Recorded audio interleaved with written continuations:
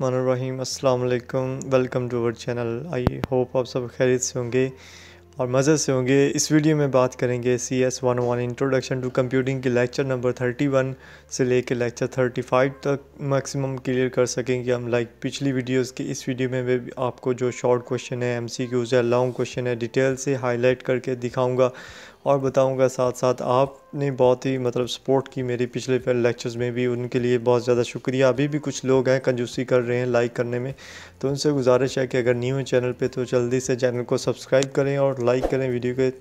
और बढ़ते हैं इस वीडियो की तरफ। तो मॉड्यूल 31 जो हमारे पास है, ये है हमारे पास डाटा कंप्रेशन का। ठीक है, डाटा कंप्रेशन में हमने पीछे देखा था मुख्तलिफ़ चीज़ों को कंप्रेस किस तरह से करते हैं। इसमें हम देखने वाले हैं बेसिकली ऑडियो और वीडियोस को जो कंप्रेस करने के लिए सिस्टम है वो देखेंगे।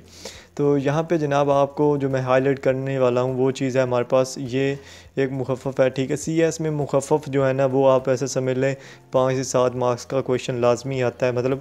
क्वेश्चंस आते हैं MCQs और शॉर्ट क्वेश्चंस को मिला के, ठीक है, जो कि पेपर में मिड टर्म में फाइनल टर्म में आते हैं। तो आपने जो पहली चीज़ याद करनी है वो यहाँ पे वो ये है कि ऑडियो और वीडियो को कंप्रेस करने के लिए जो एक ग्रुप था जिसका नाम क्या था, मोशन पिक्चर एक्सपर्ट्स ग्रुप। ठीक है, वो किसकी अंडर था, ISO के अंडर था। ठीक है, लीडरशिप ऑफ ISO के अंडर था, काम कर रहा था। उसने ऑडियो और वीडियो को कंप्रेस करने के लिए डिफरेंट टेक्निक्स जो थी वो मुतारफ़ करवाई थी। ठीक है, तो यहाँ पे आपने क्या याद करना है कि जो MPEG है वो क्या है, वो एक स्टैंडर्ड है। लाइक ये इमेज के लिए ज़्यादा होता है। यहाँ पे एक और मुखफ़फ़ आपने यूज़ जो है उसको क्या कहते हैं याद करना है, जिसका नेम है हाई डेफिनेशन टेलीविज़न HDTV। ठीक है, ये ब्रॉडकास्ट के लिए, वीडियो की ब्रॉडकास्ट के लिए इस्तेमाल होता है। ठीक है, तो ये आपने याद करना है। बस ये जो चीज़ें होती हैं याद करने वाली मैं वो बताता हूँ, और जहाँ पे कंसेप्ट होता है ज़रूरी वहाँ पे मैं आपको कंसेप्ट भी देता हूँ। ठीक है, पिछली वीडियोस की तरह। तो यहाँ पे जो आपको नज़र आएगी MPEG की टेक्निक, वो क्या होती है, वो यही है, वीडियो कंप्रेशन टेक्निक है। सिंपल आपके जहन में होना चाहिए। ठीक है, और ये जो है ना जितने भी वीडियो की कंप्रेसिंग होती है वो MPEG के फॉर्मेट में होती हैं। और कुछ पिक्चर जो होती हैं, ठीक है, यहाँ पे लिखा है कुछ पिक्चर्स कॉल्ड आई फ्रेम्स। इनको आई फ्रेम्स क्यों कहा जाता है, क्योंकि ये एक सीक्वेंस के ज़रिए इनको इनकोड किया जाता है, इसलिए इनको आई फ्रेम्स का नाम दिया गया। ठीक है, इनमें एक जिसको हमने पीछे पढ़ा था रिलेटिव इनकोडिंग टेक्निक होती है। ठीक है, यहाँ पे इन्होंने बोला हुआ है, ये भी चीज़ आपने याद रखनी कि आई फ्रेम्स जो है वो कौन सी टेक्निक यूज़ करती है, रिलेटिव इनकोडिंग टेक्निक्स यूज़ करती है। मतलब क्या है कि जब हम एक बिट को कंप्रेस कर रहे हैं तो साथ वाली भी उसके रिलेटेड होगी और उसको भी जो है ना वो कंप्रेस करना पड़ेगा, वो रिलेटेड होती है और उनको इनकोड करते जाते हैं हम। ये टेक्निक होती है, आई फ्रेम्स यूज़ करता है। ठीक है, उसके बाद है हमारे पास जो बेस्ट नोन सिस्टम है ऑडियो को कंप्रेस करने का। मोस्ट इम्पोर्टेंट जो MCQs है, आपने अगर असेसमेंट वाले क्विज़ किए हैं वहाँ भी देखा होगा कि जो ऑडियो को सबसे कंप्रेस करने वाला सिस्टम है वो कौन सा है, वो है MP3 का। ठीक है, MP3 इज़ शॉर्ट फॉर्म, यहाँ पे लिखा है MP3 is short form for MPEG layer 3।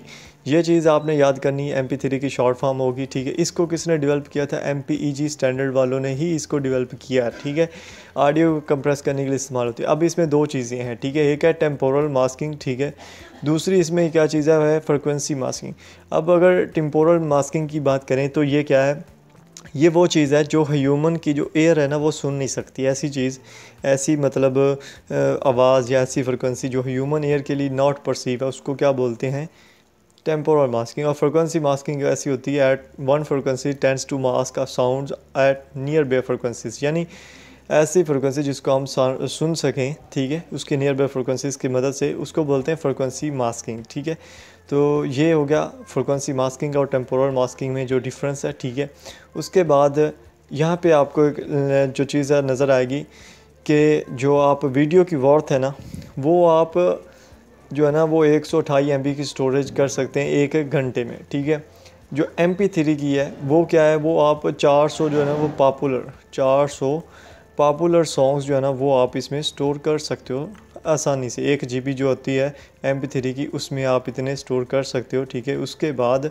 यहाँ पे जो इम्पोर्टेंट MCQs आपको देखने को मिलेंगे वो हैं बिट्स पर सेकंड। ठीक है, उसके बाद है किलोबाइट्स पर सेकंड है। ठीक है, उसके बाद मेगाबाइट्स पर सेकंड है। ठीक है, उसके बाद गीगाबाइट्स पर सेकंड है। ठीक है, अब आपको मैंने बता दिया, इनको हाईलाइट कर लेते हैं। सिंपल आपने क्या करना है, इनके मुखफ़फ़ याद कर लेने हैं। ठीक है, उसके बाद ये देखना है कि ये इसकी कितनी मतलब जो है ना वो मिकदार को ज़ाहिर कर रहा है, ठीक है। तो लाइक हमने इस चीज़ को पहले भी डिस्कस किया है कि जो एक बिट होती है, क्या होती है वो बाइट, बिट या बाइट आप कह सकते हो, ठीक है। अब किलो बाइट्स की बात करें तो वो 1 किलो होता है 1000 के बराबर होता है, तो ये 1000 बाइट्स पर सेकंड होगा। मेगा की बात करें तो ये 1 मिलियन के बराबर होता है, ठीक है। अगर गैगा की बात करें तो ये इक्वल टू 1 बिलियन बाइट्स होता है। ये इंपॉर्टेंट MCQs हैं, शॉर्ट क्वेश्चन है जो आपने याद करने हैं। उसके बाद जो मोस्ट इंपॉर्टेंट क्वेश्चन मैंने MCQs देखा है वो है हमारे पास कि जो ट्रांसफ़र रेट है वीडियो का प्रेजेंटेशन में MPEG टेक्नोलॉजी को यूज़ करते हुए वो कितना है, वो है 40 MB पर सेकंड, ठीक है। वीडियो प्रेजेंटेशन का यहाँ पे डिफरेंस याद रखना है। वीडियो को प्रेजेंट कर रहे हो आप तो उसका जो ट्रांसफ़र रेट है वो कितना है, वो 40 MB पर सेकंड है, ठीक है। अगर वही चीज़ मतलब MPEG जो टेक्नोलॉजी है उसी को आप यूज़ करते हुए अगर MP3 को रिकॉर्डिंग कर रहे हो तो वो कितना है, तो वो है 64 KB पर सेकंड। जो मोस्ट इम्पोर्टेंट MCQs आया हुआ है, ठीक है। मैं दोबारा हाईलाइट करता हूँ आपको। ये लाइन जो है, ये लाइन ये ऐसे के ऐसे ही आई हुई है। उन्होंने पूछा है कि ऑडियो को रिकॉर्ड करने के लिए जो पर सेकंड कितनी बाइट्स लगती हैं, तो वो लगती हैं 64 किलोबाइट्स पर सेकंड, ठीक है। तो ये चीज़ हो गया। और वीडियो के लिए 40 बाइट्स पर सेकंड लगती है, मेगा बाइट्स पर सेकंड लगती है, सॉरी, ठीक है। उसके बाद है हमारे पास मॉड्यूल 32 डाटा मैनिपुलेशन है, CPU बेसिक है। इस चीज़ को देख लेते हैं। जो चीज़ है मैं आपको साथ साथ बताता जाता हूँ।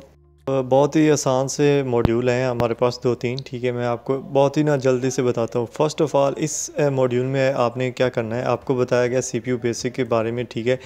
CPU बेसिक आपको जब भी आपसे पूछा जाए तो इसके 3 पार्ट्स होते हैं। सिंपल ये एक MCQs है। उसके बाद शॉर्ट क्वेश्चन ये है कि उन 3 पार्ट्स के नाम बताओ, ठीक है।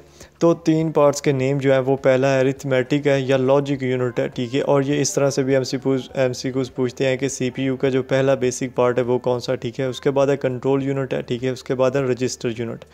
अब ये तीनों आपने करने हैं, ठीक है। नेम याद करने के बाद अरिथमेटिक यूनिट या लॉजिक यूनिट जो होता है वो क्या होता है, उसमें ऑपरेशन परफॉर्म करने के लिए ना सर्किटरी होती है। मतलब ये कह रहे हैं कि जो कंप्यूटर का सर्किट है वो अरिथमेटिक में होता है, यानी कि एडिशन सब्ट्रैक्शन जो होती है वो क्या होती है, एक सर्किट के ज़रिए होती है, जिसको अरिथमेटिक लॉजिक यूनिट में रखा जाता है। उसके बाद कंट्रोल यूनिट क्या होता है, नेम से ज़ाहिर कर रहा है, ये क्या करता है, कंट्रोल करता है चीज़ को उस सर्किट को परफॉर्म करने के लिए, या वो जो एक्टिविटीज़ हो रही हैं उनको परफॉर्म करवाने के लिए जो है ना वो क्या करता है, ऑर्डर देता है, उनको कंट्रोल करता है। उसके बाद होता है रजिस्टर यूनिट होता है, जो कि उस ऑर्डर को जो परफॉर्म होता है उसके लिए मेन मेमोरी में उसको, यानी ऐसे कह लें कि जगह प्रोवाइड करता है ये, या डाटा को स्टोरेज करता है। ये चीज़ होता है रजिस्टर यूनिट का। और इसमें जो रजिस्टर्स होते हैं, ठीक है, रजिस्टर नहीं होता, इसमें रजिस्टर्स होते हैं, और वो भी 2 टाइप्स के होते हैं, ठीक है। 2 टाइप्स के रजिस्टर्स होते हैं। एक होता है जनरल पर्पज़ रजिस्टर होता है, ठीक है। एक होता है स्पेशल पर्पज़ रजिस्टर। अब नेम से ज़ाहिर हो रहा है, अगर आपके पास इसका डिफरेंस पूछ भी लिया जाए तो आपको पता हो। जनरल मतलब आम से थोड़े से वक्त के लिए मेमोरी को या डाटा को स्टोर करने के लिए जो यूज़ होने वाला रजिस्टर है उसको क्या बोलते हैं, जनरल पर्पज़ रजिस्टर। और स्पेशल पर्पज़ रजिस्टर वो होता है जो कि चीज़ को ना लंबे अरसे के लिए स्टोर कर सके, ठीक है, वो होता है स्पेशल पर्पज़ रजिस्टर। तो क्योंकि रजिस्टर यूनिट का जो मेन काम है वो क्या है, वो है डाटा स्टोरेज। यहाँ पे लिखा हुआ है बाकायदा, ठीक है, data storage cells similar to main memory cells होता है, ठीक है, उसी को रजिस्टर्स बोलते हैं। और इसी के ये 2 आगे टाइप्स हैं। अब ये वर्क किस तरह से करता है ये भी मैं आपको थोड़ा सा बता देता हूँ, ठीक है। जब आपके पास कोई भी इंफॉर्मेशन है, जब फॉर एग्जांपल आपने प्लस ही करना है, 2 रकमों को प्लस करना है अरिथमेटिक लॉजिक यूनिट में, वो चीज़ परफॉर्म होगी, ठीक है। और उसके बाद ये क्या होगा कि ये कंट्रोल यूनिट में आएगी, कंट्रोल यूनिट उसको कंट्रोल करेगा, उसको जो है ऐसे कह लें कि उसको वो ऑर्डर देगा, ठीक है। और वो ऑर्डर जो है ना वो इसमें परफॉर्म होकर जो रजिस्टर्स में आएगा। अब रजिस्टर्स में आने के लिए उसको ये नहीं है कि वो एक स्पेशल रजिस्टर में आ जाए, वो एक रजिस्टर में आएगा, जनरल में, एक स्पेशल में आएगा। मतलब ये है कि वो अलग अलग कैटेगरीज़ हैं। ये थोड़ी गहराई में चली जाती है बात। तो यहाँ पे वो चीज़ जो है ना वो मेन जो है वो यहाँ पे स्टोर हो जाएगी रजिस्टर में। उसके बाद ये एक बस है। बस क्या है, ये वायर्स हैं, ठीक है। वायर्स कौन सी हैं, जो कि आपके जो सेंट्रल प्रोसेसिंग यूनिट है और मेन मेमोरी है उसको जो जोड़े रखती है उसको क्या बोलते हैं, बस बोलते हैं, या आप कह लें कि वायर्स हैं। यहाँ पे जो मैंने हाईलाइट किया, CPU and main memory are connected by collection of wires, इसको क्या बोलते हैं, बस बोलते हैं, ठीक है। इंपॉर्टेंट MCQs है, बहुत ही दफ़ा आया हुआ है, बहुत ही दफ़ा आया हुआ है, मैं बार बार कह रहा हूँ। सिंपल सा प्रोसेस है कि आपकी सीपीयू और जो मेन मेमोरी है, ठीक है, उसको जो जोड़े हुए वायर्स हैं उनको क्या बोलते हैं, बस बोलते हैं, ठीक है। उसके बाद यहाँ पे जनरल पर्पज़ रजिस्टर का मैंने यहाँ पे हाईलाइट कर दिया है डेफिनेशन कि सीपीयू में जो डाटा मैनिपुलेट हो रहा है उसको टेम्प्रेरी होल्डिंग के लिए, जैसे मैंने आपको बताया कि थोड़े से वक्त के लिए उसको स्टोरेज करने के लिए जनरल पर्पज़ रजिस्टर इस्तेमाल होता है, लंबे के लिए जो है वो स्पेशल पर्पज़ इस्तेमाल होगा, ठीक है। और यहाँ पे आपने इस चीज़ को एक दफ़ा पढ़ लेना, वही बात है जो मैंने आपको बता दी है, ठीक है। और इसमें कुछ याद करने की ज़रूरत है ही नहीं, ठीक है। उसके बाद हम बात करेंगे डाटा मैनिपुलेशन, जो हमारे पास मॉड्यूल 33 है, स्टोर्ड प्रोग्राम। तो यहाँ पे दो चीज़ें याद करने की हैं इस पूरे में, ठीक है। पहली चीज़ जो हमारे पास इम्पोर्टेंट MCQs है, स्टेप वाइज चलेंगे हम, अर्ली कंप्यूटर से लेके नाउ आ डेज़ जो हमारे पास कंप्यूटर्स हैं उन तक, ठीक है। अर्ली कंप्यूटर्स जो थे वो क्या थे, उनमें वो फ्लेक्सिबिलिटी नहीं थी, मतलब कि डाटा को कंट्रोल करने के लिए, डाटा को जल्दी से मैनिपुलेट करने के लिए उनके पास सलाहियत नहीं थी। ये जो हाईलाइट किया हुआ है ये एक इम्पोर्टेंट MCQs है, ये उन्होंने पूछा हुआ था लाइक इस तरह से कि जो हमारे पास होते हैं कि ऐसे कौन से कंप्यूटर्स हैं जिनमें not noun for their flexibility, यानी यहाँ पे जो अर्ली है ये लफ्ज़ ऑप्शन में दिया होता है, बाकी स्टेटमेंट होती है, ठीक है। तो ये MCQs आपने याद करना है। उसके बाद जो ब्रेक थ्रो हुआ, मतलब जैसे जैसे इजादें होती गई, साइंसदान आते गए, यहाँ पे एक नेम दिया हुआ साइंटिस्ट का, जॉन वॉन न्यूमैन। ये कौन था, इसने जो प्रोग्राम था just like data can be encoded stored in main memory, इसने ये स्टेटमेंट दी थी कि जो प्रोग्राम है या कोई भी डाटा है उसको हम क्या कर सकते हैं, उसको हम इनकोड कर सकते हैं, लाइक कंप्रेस कर सकते हैं, और इसी को हम क्या कर सकते हैं, मेन मेमोरी में स्टोर कर सकते हैं कंट्रोल यूनिट के ज़रिए, ठीक है। तो ये चीज़ें थी जो उसने बताई थी, ठीक है। उसके बाद स्टोर्ड प्रोग्राम कंसेप्ट था, मतलब कि अब वही डाटा, वही चीज़ें उसी कंप्यूटर प्रोग्राम में मेन मेमोरी में जो स्टोर करने का एक आइडिया था, पूरा आइडिया, उसको हम क्या बोलते हैं, स्टोर्ड प्रोग्राम कंसेप्ट बोलते हैं। मतलब कि प्रोग्राम को मेन मेमोरी में स्टोर करने का जो कंसेप्ट है वो क्या कहलाता है, स्टोर्ड प्रोग्राम कंसेप्ट कहलाता है। और ये जो है वो स्टैंडर्ड अप्रोच है, टुडे यूज़ होती है, यही यूज़ होती है हमारे टुडे कंप्यूटर सब में, ठीक है। तो इसमें जस्ट दो चीज़ें याद करनी है, अर्ली कंप्यूटर्स में वो पुरानी फ्लेक्सिबिलिटी, मतलब अब वो वाली फ्लेक्सिबिलिटी नहीं थी।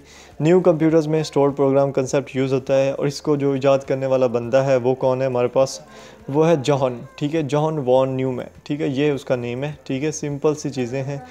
उसके बाद हम बात करेंगे मॉड्यूल 34। अच्छा, तो सिंपल इसमें जो है ना वो उसी आर्किटेक्चर की बात हो रही है जो CPU में हमने देखा है, ठीक है। अब उसकी फ़िलासफ़ीज़ उसमें कौन कौन सी लगी हैं वो देखेंगे। यहाँ पे आपने ना फ़र्स्ट ऑफ़ ऑल एक MCQs आपको नज़र आएगा इसमें लाइन में कि जो उन्होंने बोला है कि collection of instructions along with the encoding system, मतलब कि इनकोडिंग सिस्टम जो है उसके साथ साथ जो इंस्ट्रक्शंस का एक कलेक्शन है उसको हम क्या बोलते हैं, मशीन लैंग्वेज बोलते हैं। या आप सिंपल ये कह सकते हो कि जो ये हमारे सॉफ्टवेयर की लैंग्वेज होती है, ठीक है, C++ होगी, ठीक है, ये सारी मशीन लैंग्वेजेस हैं, और ये कलेक्शन है इंस्ट्रक्शंस का, इनसे ही इंस्ट्रक्शंस बनती हैं, ठीक है। जैसे मैं ये क्लिक कर रहा हूँ तो ये क्या है, हमारी प्रोग्रामिंग में जो ऐड की गई इंस्ट्रक्शंस है वही हैं, ठीक है। ये हो गया। उसके बाद हो गया यहाँ पे ये इंपॉर्टेंट MCQs है। उसके बाद instructions expressed in this language is called as a machine level instructions are more commonly a machine instruction. Simply इसी लैंग्वेज में अगर हम इंस्ट्रक्शंस को एक्सप्रेस कर रहे हैं तो वो मशीन लेवल इंस्ट्रक्शंस कहलाती हैं या फिर मशीन इंस्ट्रक्शंस कहलाती हैं, सिंपल, ठीक है। अब जो CPU है ना उसमें दो बेसिक जो है ना वो सेट ऑफ कंप्यूटर या इंस्ट्रक्शंस आप कह सकते हो इस्तेमाल हो रहे हैं, ठीक है। एक जो है ना वो क्या है, वो है मतलब मिनिमल है, उसमें मतलब वो कम्प्लेक्स नहीं है लेकिन वो फास्ट है, एफिशिएंट है, उसको हम क्या बोलते हैं, reduced set of computer, reduced instruction set of computers, ठीक है, सिंपल, राइज़क भी बोलते हैं। इसका मुखफ़फ़ याद करना है।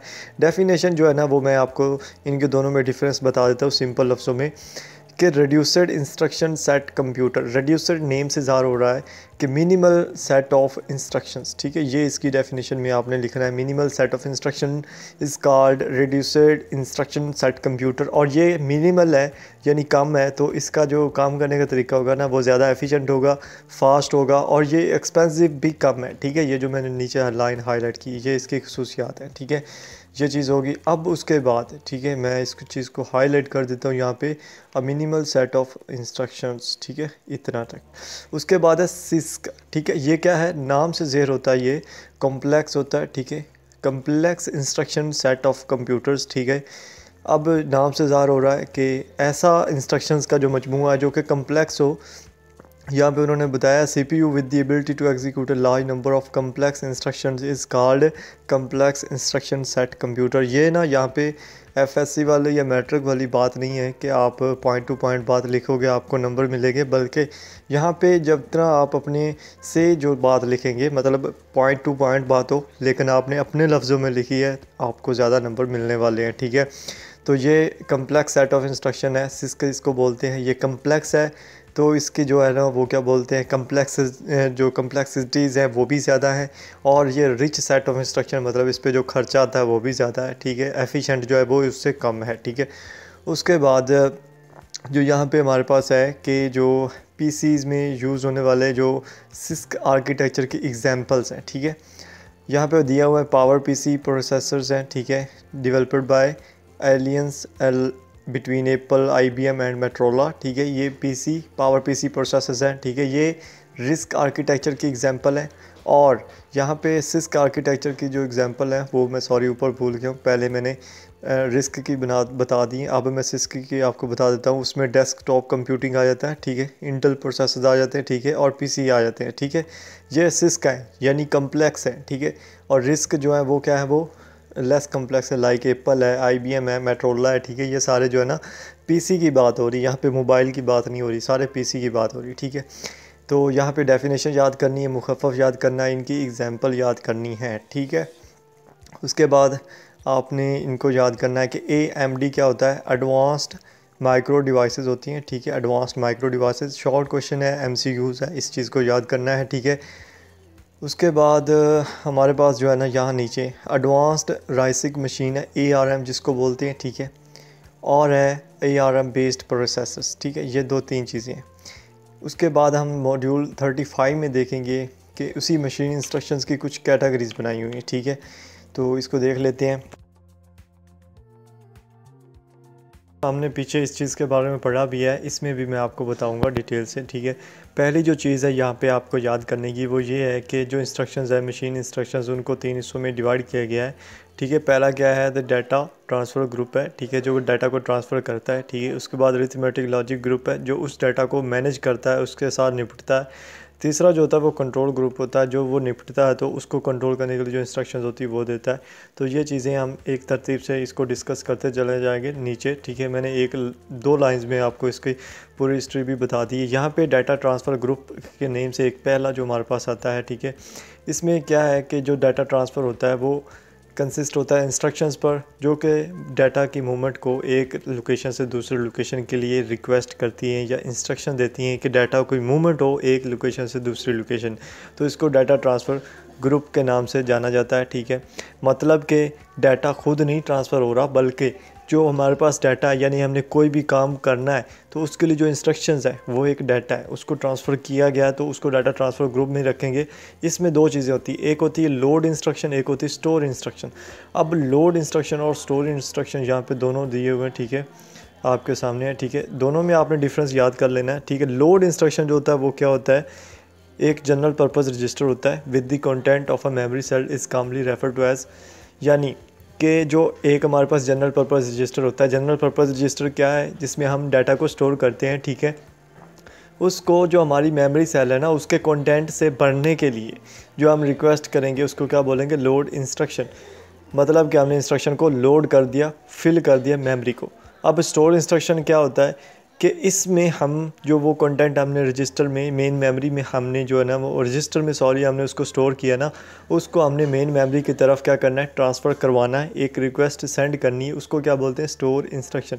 लोड में क्या करते हैं, जस्ट हम क्या करते हैं, रजिस्टर में उसको स्टोर कर लेते हैं और उस रजिस्टर से मेमोरी की तरफ उसी इंफॉर्मेशन को ट्रांसफ़र करने का नाम क्या है, स्टोर इंफॉर्मेशन। ठीक है, स्टोर इंस्ट्रक्शंस। तो ये 2 चीज़ें याद करनी है, उसके बाद कुछ नहीं याद करना। यहाँ पे एक है IO इंस्ट्रक्शंस के नेम से आपको नज़र आएगा। IO इंस्ट्रक्शंस होती क्या है, I का मतलब होता है इनपुट, O का मतलब होता है आउटपुट। ठीक है, इनपुट एंड आउटपुट एक्टिविटीज़ जो मशीन में होती हैं, लाइक हमारे जो होते हैं CPU है, इसके जो आउटपुट पार्ट्स हैं वो कौन से हैं, प्रिंटर है, कीबोर्ड है, डिस्प्ले, स्क्रीन है। ठीक है, और जो इनपुट है वो कौन से हैं, वो तमाम हमारे जो एप्लीकेशंस हैं, जो हमारे सॉफ्टवेयर जो हम इसमें इंस्टॉल किए हुए हैं। ठीक है, ये चीज़ होगी। उसके बाद अरिथमेटिक लॉजिक ग्रुप जो यहाँ पे आपको नज़र आ रहा है, ठीक है, इसको मैं ना हाईलाइट कर देता हूँ थोड़ा सा, ठीक है, ताकि ये हैंडआउट्स भी आपको मिलने हैं व्हाट्सएप ग्रुप पे, ताकि आपके लिए आसानी रहे, ठीक है।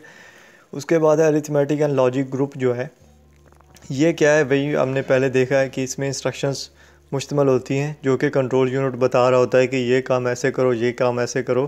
कोई भी माइनस प्लस का काम हमने करना है वो इसमें होगा, लेकिन उसको कंट्रोल करने वाला कंट्रोल यूनिट का ग्रुप होता है जो कि नीचे दिया हुआ है। A control group consist of those instruction that direct the execution of program rather than the manipulation of data. मतलब कि प्रोग्राम को एग्जीक्यूट करवाएगा, उसका होना जो है ना वो इसमें होता है, ठीक है। ये चीज़ होगी। उसके बाद है हमारे पास मैनिपुलेशन डाटा जो है मॉड्यूल 36 में। यहाँ पे जो आपने याद करनी चीज़ वो है, ये इंपॉर्टेंट एमसीक्यूज पूछा गया बार बार। तो इसमें बोला गया है कि each instruction is decoded and obeyed, मतलब कि हर इंस्ट्रक्शन जो होती है उसको डिकोड किया जाता है, मतलब डिकोड किया जाता है। पहले कोडेड है उसको डिकोड किया जाता है और उसको ओबेड किया जाता है, उसको माना जाता है, ठीक है। ये चीज़ आपने याद करनी है जो मैंने की। उसके बाद है यहाँ पे जो इम्पोर्टेंट चीज़ याद करने की है, ठीक है, वो आपने करनी है कि instruction registers holding instructions being executed now. ये एमसीक्यूज बड़ा पूछा गया है आपके सामने। ये यहाँ से आगे होगा holding instructions being executed now, और ऑप्शन में आपके पास होगा instruction register, special purpose register, जो जनरल पर्पस रजिस्टर, इस तरह से। तो इंस्ट्रक्शन पर्पस इसका जो है रजिस्टर जो है वो इसका राइट ऑप्शन होगा, ठीक है। उसके बाद है प्रोग्राम काउंटर। ये आपने याद करना है कि contains the address of next instructions to be executed। Program counter, counter मतलब काउंट कर रहा है प्रोग्राम को, ठीक है, यानी इसके पास वो तमाम एड्रेस हैं तमाम इंस्ट्रक्शंस के जो कि एग्जीक्यूटेड होने बारी बारी से, ठीक है, नेक्स्ट जो होना है, ठीक है। उसके बाद आपको एक मशीन साइकिल यहाँ पे देखने को नज़र आ रहा है, ठीक है। इसमें 3 चीज़ें होती हैं, ठीक है। पहली चीज़ होती है फैच करना। ये पहली चीज़ है आपके सामने, फैच करना है, यानी इसमें इंस्ट्रक्शंस को क्या करना है, फैच करना है, मेन मेमोरी से बाहर निकालना है, फिर उनको डिकोड करना है बिट पैटर्न में, ठीक है, फिर उनको क्या करना है, एग्जीक्यूट करवाना है, मतलब उन पे अमल करवाना है। तो ये 3 चीज़ें हैं, 3 सेम यहाँ पे ऊपर हमने इनको पढ़ लिया है। पहले में डाटा ट्रांसफ़र ग्रुप होता है, फैच होता है, उसको ट्रांसफ़र किया जाता है, ठीक है, फिर वो क्या होता है, एग्जीक्यूट होता है अरिथमेटिक लॉजिक ग्रुप में, फिर वो कंट्रोल ग्रुप में आता है, यानी एग्जीक्यूट करवाया जाता है। ये 3 चीज़ें मशीन साइकिल में आती। मशीन साइकिल आपने याद करना है कि जस्ट 3 चीज़ें हैं, ठीक है, 3 चीज़ें हैं जो मैंने आपको बता दी, ठीक हो गया। उसके बाद है हमारे पास data manipulation program execution example यहाँ पे उन्होंने बोला है। तो यहाँ पे आपने कुछ भी याद नहीं करना, यहाँ पे जस्ट आपने जो याद करना है वो है 100 ये जो है ना 156C जो आपको नज़र आ रहा है डब्बे में, इसको आपने याद करना है कि ये क्या है। इसमें जो लोड रजिस्टर है वो 5 है, और जो इसमें बिट पैटर्न मेमोरी सेल है वो कौन सा 6C है। ये चीज़ याद करनी है। इसमें जो एंड पे जो मेन चीज़ है इसमें याद करने के लिए, जो अक्सर MCQs आया जाता है, ये आगे भी आपको मैं दिखाऊंगा। C000 is equal to heart. तो ये एक MCQs है, यानी ये C000 आपकी स्टेटमेंट में होगा और हार्ट जो है ना इसकी ऑप्शन में होगा, ठीक है। ये आपने याद करना है और ये पहले वाला याद करना है। उसके बाद इसमें भी कुछ नहीं याद करना आपने। ये जो 6C है 5C है, ये क्या है, ये मेन मेमोरी जो हमारे पास है, जो रैम होती है, आप कह लें रैम जो मेन मेमोरी होती है, उसमें ये एक डब्बे होते हैं, ठीक है, जहाँ पे उनका एक डब्बे का नेम होता है, स्पेशल नेम होता है। यहाँ पे आपको ना सेल्स क्या होता है, सेल डब्बा ही होता है, ठीक है। यहाँ पे आप देख सकते हो उनके नाम है, 6C है, 65D है, ठीक है। इस तरह से ये इनके डिफरेंट नेम होते हैं, इनको एक एड्रेस दिया जाता है ख़ास, ठीक है। तो ये चीज़ आपने याद कर ली। उसके बाद और यहाँ पे कुछ नहीं याद करना, ठीक है। ये एक पिछला ही है जो पहले मैंने आपको फर्स्ट ऑफ ऑल हाईलाइट करवाया था कि the instruction is then decoded and executed, या आप कह सकते हो कि एवरी इंस्ट्रक्शन जो होती है वो डिकोड की जाती है और ओबेड की जाती है। यहाँ पे ये पहली लाइन में, ठीक है, ये वाली, ठीक हो गया। उसके बाद हम देखें हमारे पास नेक्स्ट कौन सा मॉड्यूल है। तो यहाँ पे मॉड्यूल 38 है लॉजिक ऑपरेटर्स। लॉजिक ऑपरेटर्स आपको पता है कितने हैं, 4 हैं, ठीक है। एंड ऑपरेटर है, और ऑपरेटर है, XOR ऑपरेटर है, और नॉर जो होता है NOR जो होता है वो भी ऑपरेटर है, लॉजिक ऑपरेटर में आता है, ठीक है। तो ये वही सेम चीज़ है कि इनमें क्या चीज़ है, यहाँ पे ना वो वही कंसेप्ट दिया हुआ जो पीछे हमने पढ़ा था। फॉर एग्ज़ाम्पल अगर हम एंड ऑपरेटर की बात करते हैं तो एंड ऑपरेटर क्या है कि इसमें जब तक के दोनों सेम नहीं आते ना, तब मतलब दो जो हमारे पास 2 रकमें हैं वो एक एक नहीं आती तो एक नहीं आएगा, 0 ही आता जाएगा। यहाँ पे आप देखो पहले में 0 है, ठीक है, और यहाँ नहीं 1 है तो 1 एक नहीं आया बल्कि ज़ीरो आई, क्योंकि यहाँ पे हम इसको प्लस माइनस नहीं कर रहे बल्कि एंड वाला जो उसका बेसिक कंसेप्ट बनता है एंड का वो लगाया हमने यहाँ पे, ठीक है। उसके बाद एक और ज़ीरो है तो ज़ीरो आएगा। यहाँ पे देखें फोर्थ नंबर पे एक और एक आया, सेम आए तब एक आया जाके, अदरवाइज़ एक नहीं आता, ठीक है। इस चीज़ को याद करना है, इस चीज़ को कंसेप्ट अपने जहन में बिठा लें। ये हम मैट्रिक्स से कर रहे हैं, बहुत ही सिंपल है, ठीक है। इससे रिलेटेड शॉर्ट क्वेश्चन आ सकता है, ठीक है। उसके बाद और ग्रुप होता है, इसमें एक एक आता रहता है जब तक कि दोनों ज़ीरो ना हो, ठीक है। यहाँ पे आप देख सकते हो 0 और 1 जो एक आ गया, एक और 0 एक आ गया, 0 0 एक आ गया, एक और एक एक आ गया, 1 0 एक आ गया, ठीक है। एक्स और जो है वो इसके थोड़ा मुतबादल होता है, यानी उसमें अगर सेम आते हैं तब एक आता है, अदरवाइज़ जो है ना वो तब 0 आता है। यानी आप देखें 0 और 1 जो है, यानी यहाँ 0 और 1 जो है वो क्या है, एक आया। एक और जो है ना 0 का क्या आया, वो हमारे पास आता है एक और 0 0 एक, एक और एक को जब हम इससे इस फार्मूले के मुताबिक करें तो वो 0 आती है, ठीक है। ये 3 हो गया। नॉट जो होता है ना यहाँ पे, हाँ नॉट जो होता है वो सिंपल है, उसमें सिर्फ 2 होती हैं, यानी अगर एक है तो 0 आ जाएगा, अगर 0 है तो एक आ जाएगा। उसमें जो हमारे पास वैल्यूज़ होती है ना वो भी एक ही होती है नॉट गेट में, ठीक है। तो ये इसकी एग्जांपल आपने करनी है, एक दफ़ा आप देखोगे तो आपको इसकी जो है ना वो समझ आ जाएगी प्रॉपरली तौर पे कि इसको कैसे कैसे करना है, ठीक है। उसके बाद है मॉड्यूल 39, इसको देखते हैं।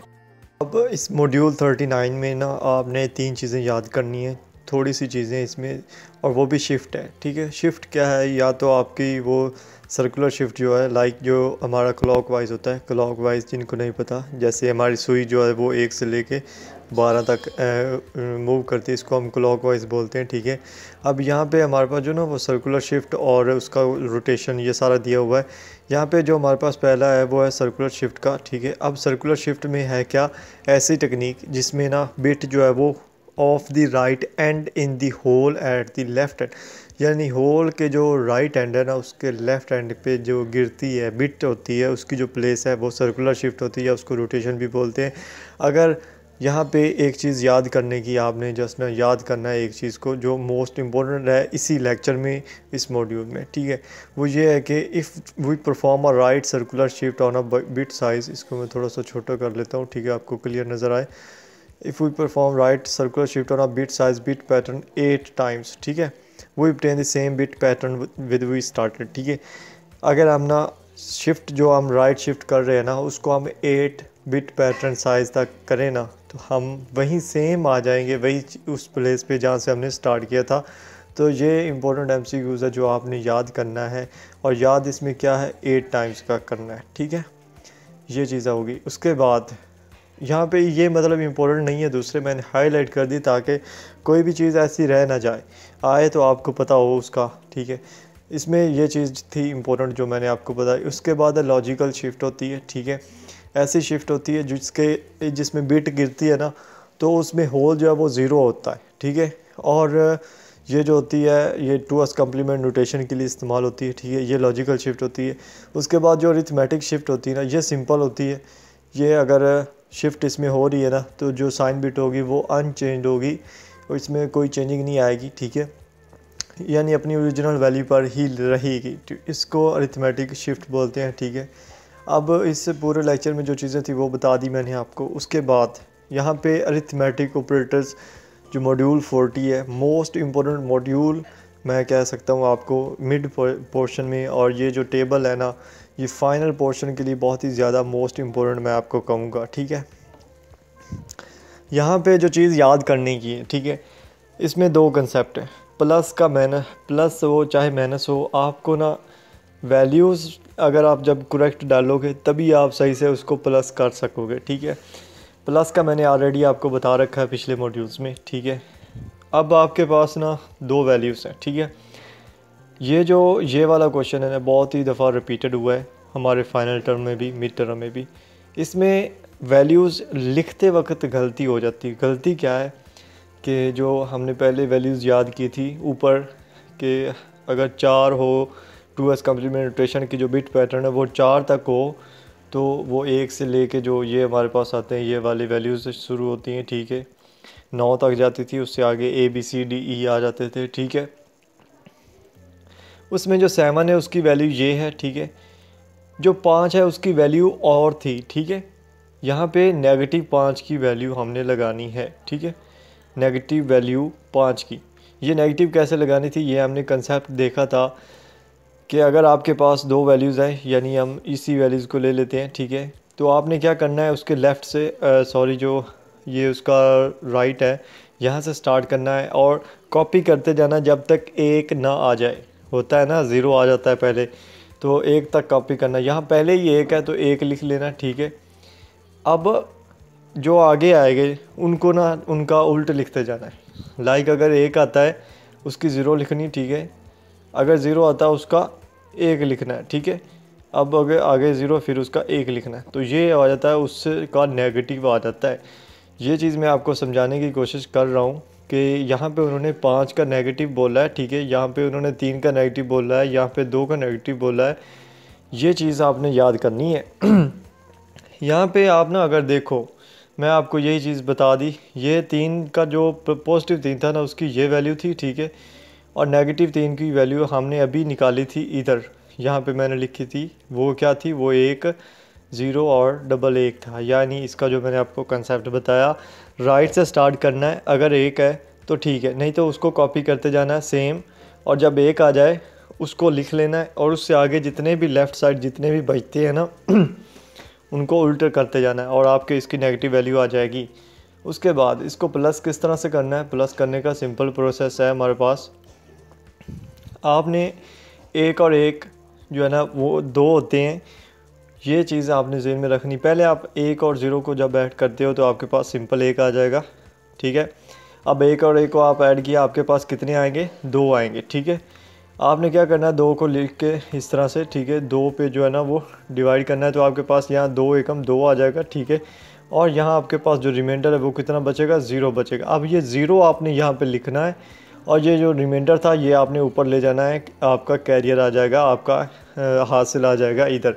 तो यहाँ 1 और 0 जो है वो 1 आ जाएगा, 0 के 0 आ जाएगा। ये इस तरह से कंसेप्ट है सारा, ये बहुत ही सिंपल है, इजी है, ठीक है। मैंने ग्रुप में ये कल वीडियो भी बना के सेंड की थी अपने ग्रुप्स में, ठीक है, जो CS का था। उसके बाद इसमें मल्टीप्लिकेशन जो है वो एक रिपीटेटिव एडिशन है, ठीक है। नाम से ज़्यादा हो रहा है, रिपीटेटिव एडिशन है। लाइक आपने एग्जांपल 8 को आपने मल्टीप्लाई करना है 3 से, तो आपको 8 3 दफ़ा जो है ना वो ऐड करना पड़ेगा। ये 2s कम्प्लीमेंट नोटेशन में रूल है। ये इंपॉर्टेंट MCQs है, ये जो मैंने हाईलाइट कर डाला है यहाँ पे, ये वाला बहुत ही इंपॉर्टेंट MCQs है, काफ़ी दफ़ा पूछा गया है, ठीक है। उसके बाद इसके सेम कॉन्सेप्ट भी पूछा जाता है कि वो था कॉन्सेप्ट शायद 5 और 6 का या 7 का, इस तरह से कि 5 को 7 से मल्टीप्लाई करना है, तो 5 को कितनी दफ़ा ऐड करेंगे, उसको 5 टाइम ही ऐड करेंगे, ठीक है। उसके बाद डिवीजन सॉरी जो उसके साथ मल्टीप्लाई कर रहे हैं, मतलब यहाँ पे 8 को 3 से मल्टीप्लाई किया है तो इसको 3 दफ़ा ऐड करेंगे, ठीक है। डिवीजन जो है can be achieved through subtraction. Division जो है वो सब्ट्रैक्ट अगर हम करें तो उसके ज़रिए हम डिवीजन ले सकते हैं। ये 2s कम्प्लीमेंट रोटेशन में ये रूल इस्तेमाल होता है। उसके बाद है remember if it's store as 2s complement notation it is a straight forward, if it's save an floating point notation then you know you need to use mantissa exponent and sign bit. यहाँ पे एक चीज़ याद करने की है कि अगर आप 2s कम्प्लीमेंट नोटेशन यूज़ कर रहे हो तो ये एक स्ट्रेट फॉरवर्ड प्रोसेस है, क्योंकि इसमें आपके पास जो वैल्यूज़ आने वाली हैं वो कौन सी होंगी, वो 1 0 1 इस तरह से होंगी, या 0 होगी या 1 होगा, ठीक है। बड़ी रकम होगी तो वो भी सिर्फ ये 2 वैल्यूज़ पे कंसिस्ट करेगी, ठीक है। जब आप फ्लोटिंग पॉइंट नोटेशन की बात करते हो ना, तो इसमें फ्लोटिंग पॉइंट नोटेशन आया था, मतलब कि इशारिया की बात आ जाती है। लाइक यही रकम है ना, यहाँ पे हमारे पास एक इशारिया आ जाएगा, ठीक है, इशारिया जाएगा। उसके बाद इसको एक मंटीसा हो जाएगा, एक एक्सपोनेंट हो जाएगा, एक साइन बिट हो जाएगा, ठीक है। ये चीज़ आ जाएगी, तीनों चीज़ें इसमें आती है फ्लोटिंग पॉइंट नोटेशन में। तो ये चीज़ आई थिंक आपको जो है ना वो पहले मैंने बता दी, हाँ पहले इसको लेक्चर्स में डिस्कस कर लिया है, तो ये यहाँ तक था। उसके बाद रूल ऑफ कंट्रोलर मॉड्यूल 41 जो नेक्स्ट मॉड्यूल्स में कवर करेंगे। आपको इन चीज़ों में से किसी चीज़ की समझ नहीं आई, कमेंट बॉक्स में कमेंट करें, आपको रिप्लाई मिलेगा इंशाल्लाह। और अगर अभी तक वीडियो को जो है वो लाइक नहीं किया तो कंजूस ना बने, लाइक करें और चैनल को भी सब्सक्राइब करें आने वाली वीडियोज़ के लिए। तो मिलेंगे नेक्स्ट वीडियो में, अपना ख्याल रखिएगा, अल्लाह हाफिज़।